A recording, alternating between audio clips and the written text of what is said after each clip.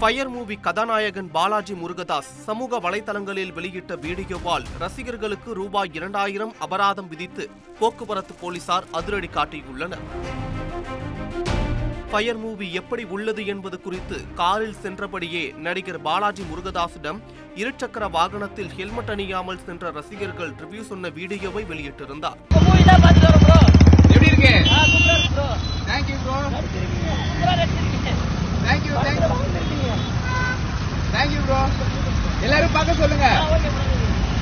சென்னை போக்குவரத்து போலீசாரிடம் மன்னிப்பு கேட்டு ரசிகர்களின் அபராதத்தை தானே செலுத்துவதாகவும் கூறி ட்வீட் செய்துள்ளார்.